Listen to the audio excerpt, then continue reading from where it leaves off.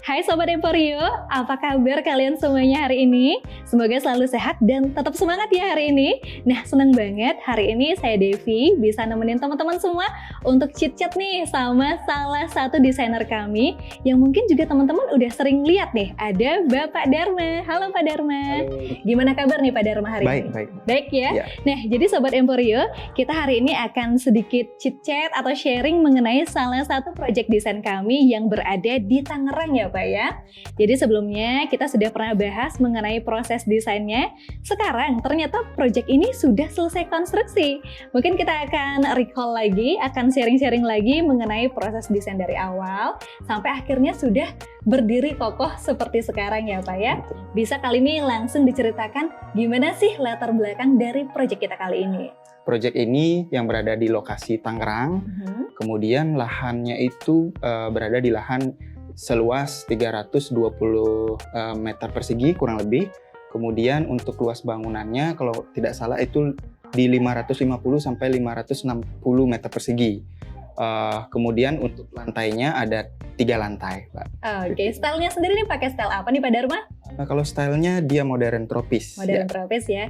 Jadi lebih banyak yang kubus-kubus, kotak-kotak kayak gitu ya? Ya, lebih banyak bidang-bidang yang geometris, Pak. Oke, nah tadi kita kan udah dengar ukuran lahannya, ukuran bangunannya, terus ada jumlah lantainya 3 lantai. Berarti untuk kebutuhan ruangnya sendiri banyak nih Pak? Ya, betul sekali. Kalau untuk kebutuhan ruangnya, klien kami ini menginginkan rumahnya itu memiliki 4 kamar tidur. Oke. Yang pertama itu ada kamar master, kemudian ada 2 kamar anak, dan juga ada 1 kamar tamu.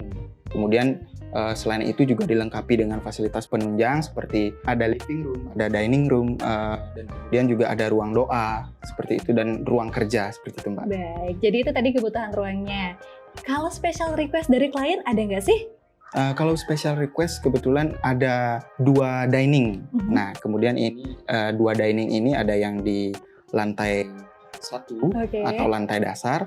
Nah, ini dining ini bersifat lebih publik. Jadi bisa dining atau makan malam bersama tamu. Kemudian di lantai atas ada dining yang bersifat lebih private yang diperuntukkan untuk keluarga. Oke. Selain itu juga ada special request dari klien kami menginginkan carport atau parkir mobil itu berada di 2 sisi bangunannya.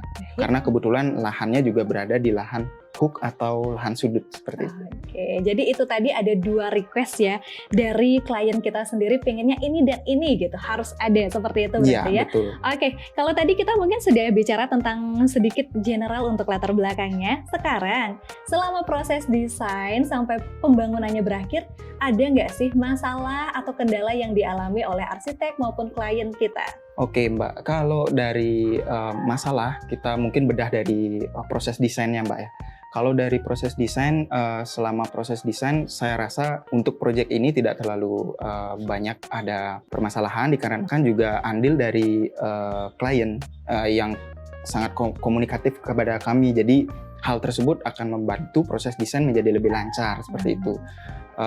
Kemudian untuk masalah di konstruksi mungkin Mbak ya. Jadi ketika konstruksi berlangsung, dari klien ada permasalahan ingin mengoptimasi budget gitu. Jadi ketika pembangunan ada keinginan untuk optimalisasi budget atau istilahnya dalam bahasa teknis itu value engineering. Jadi ketika membangun kita masih tetap berkomunikasi untuk perubahan-perubahan yang semacam itu. Jadi misalkan material A dirubah ke material B apakah masih oke? Nah, seperti itu kita selalu komunikasikan.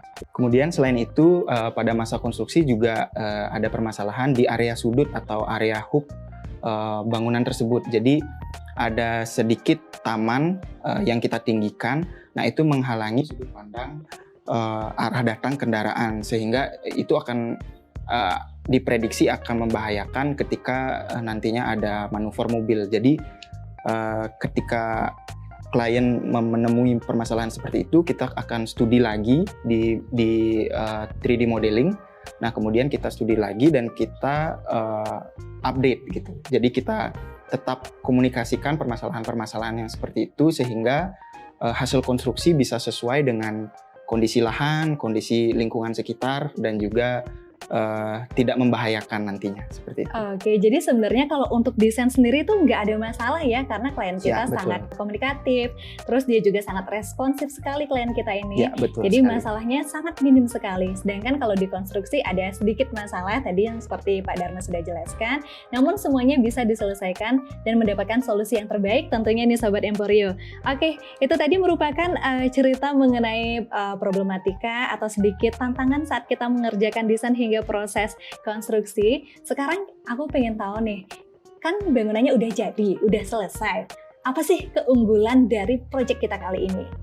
Nah, oke. Untuk keunggulan atau kelebihan proyek ini tersendiri itu mungkin dari letak atau posisi lahannya tersendiri. Jadi bangunan ini terletak di lahan yang hook atau lahan sudut. Jadi sudah tentu saja itu akan mempengaruhi bangunan yang kita desain akan memiliki dua muka atau dua fasad. Jadi akan ada dua daya tarik dari sudut pandang yang berbeda seperti itu.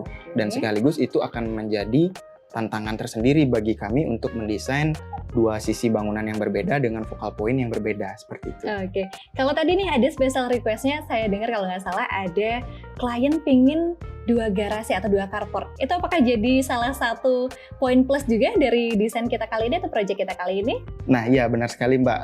Jadi klien kami ini menginginkan pintu garasinya itu menggunakan pintu kaca, yang dimana pada lingkungan ini atau posisi site ini berada di klaster yang cukup aman sehingga tidak masalah dengan sistem atau material atau penggunaan pintu kaca ini seperti itu. Oke, jadi tadi yang menjadi keunggulan salah satunya adalah proyek kali ini bisa dapat dua focal point atau dua fasad karena lahannya sendiri sangat menguntungkan berada di area hook seperti itu ya Pak. Betul. Dan satu lagi adalah adanya dua carport atau dua garasi yang mungkin desainnya dibuat sedikit terekspos karena pakai material kaca, namun tetap terasa aman karena dari lingkungannya sendiri itu sangat mendukung seperti itu ya Pak Dharma ya. Iya, betul. Nah, oke Sobat Emporio, itu tadi secara umum, secara general udah diceritakan oleh desainer kami Pak Dharma mengenai proses desain hingga hasil konstruksinya saat ini seperti apa.